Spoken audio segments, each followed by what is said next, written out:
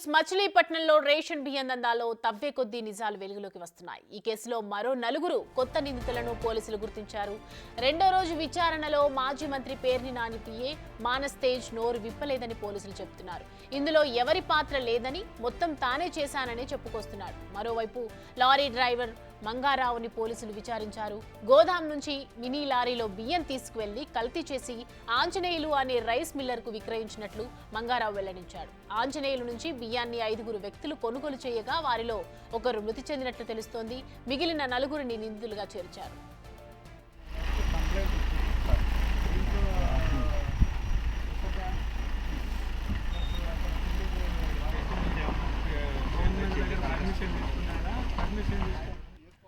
బియ్యం తగ్గిన వ్యవహారంలో 27 లక్షల నగదు బ్యాంకు లావాదేవీల ద్వారా జరిగినట్లు అధికారులు గుర్తించారు.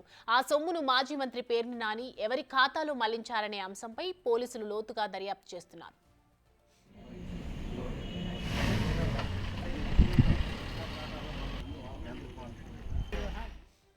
ఈ అంశానికి సంబంధించి మరిన్ని అప్డేట్స్ మా ప్రతినిధి అమరావతి నుంచి శివ అందిస్తారు. శివ, మొత్తం మీద చూసుకుంటే పేర్ని నాని గూడెంలో రేషన్ బియ్యం తగ్గుదలకు సంబంధించి కూడా పోలీసులు రోజుకో రక ఆసక్తి మలుపు తిప్పుతున్న పరిస్థితి కనిపిస్తుంది. ముఖ్యంగా పోలీసులు విచారణ చేపడుతున్న కొద్దీ రోజుకో ఒక కొత్త అంశం వెలుగులోకి వస్తుంది. తాజాగా ఈ కేసుకు సంబంధించి కూడా ఎవరైతే డ్రైవర్ మంగారావు ఉన్నారో డ్రైవర్ మంగారావుని పోలీసులు అదుపులో తీసుకొని నేను ఉదయం నుంచి సాయంకాలం దాకా విచారించారు.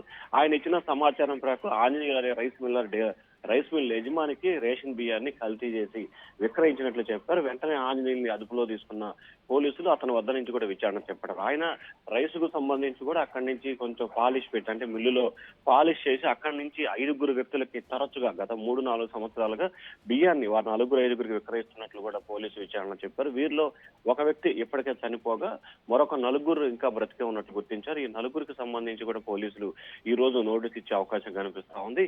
ఎంతెంత బియ్యం వాళ్ళు కొనుగోలు చేశారు, ఎంతెంత బియ్యం కొనుగోలు చేసి వారు ఏం చేశారు అనే దానికి సంబంధించి పోలీసులు మరొక వైపు లోతుగా విచారణ చేపడుతున్నారు. అయితే మంగారావు ఇచ్చిన సమాచారం ప్రకారం ఆంజనేయులు విచారించిన పోలీసులు ఆంజనేయులు ఇచ్చిన సమాచారం ప్రకారం మిగిలిన కొత్తగా 4 నిందితులను ఐడెంటిఫికేషన్ చేసిన పరిస్థితి కనిపించింది. వారు ఇచ్చిన సమాచారం ప్రకారం కేసు మరికొంతమంది యాడ్ అయ్యే అవకాశం కనిపిస్తాం నిందితులుగా.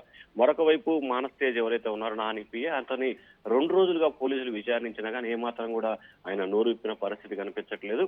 అయితే ఈ అంశానికి సంబంధించి తానే మొత్తం కర్త కర్మ క్రియ ఉన్నా దీంట్లో ఎవరి పాత్ర లేదు అని చెప్పి ఒకే ఒక డైలాగ్ మాత్రం మొన్న 2 రోజులు చెప్పినట్లు కూడా తెలుస్తా ఉంది. మరొక వైపు 27 లక్షల రూపాయల నగదుకు సంబంధించి కూడా ఆంజనేయులు అనే వ్యక్తి కొన్ని అకౌంట్లను ఇటు మానస్ తేజ్ అకౌంట్ కు సంబంధించి కానీ మరి కొంతమంది అకౌంట్ కి నగదుని ట్రాన్స్ఫర్ చేసినట్లు పోలీసులు గుర్తించారు. అయితే ఆ అకౌంట్ ఎక్కడి నుంచి ఎవరికి మొదలయించారు, ఆ ట్రాన్స్ఫర్ అయిన అకౌంట్లు ఎవరి అనే దానికి సంబంధించి పోలీసులు లోతుగా విచారణ చేపట్టే పరిస్థితి కనిపిస్తా ఉంది. నాని పోద్బలంతో మేమంతా కూడా బియ్యాన్ని తరలించి విక్రయించాం, ఆ డబ్బులన్నీ కూడా తేజాకి ఇచ్చాం, తేజ నానికి అందజేసినట్లు కూడా మంగారావు చెప్పినట్టు తెలుస్తోంది. అయితే నాని ఎవరి ఖాతాలో ఈ 27 లక్షల నగదుని మళ్లించారు, ఎవరి వద్ద ప్రస్తుతం ఈ డబ్బులున్నా, ఎవరి వద్ద నుంచి ఎక్కడికి వెళ్ళాయి అనుకోవడంలో కూడా పోలీసులు అయితే ఇంకా విచారణ చేపడతా ఉన్నారు. సౌమ్య, థాంక్స్ శివ.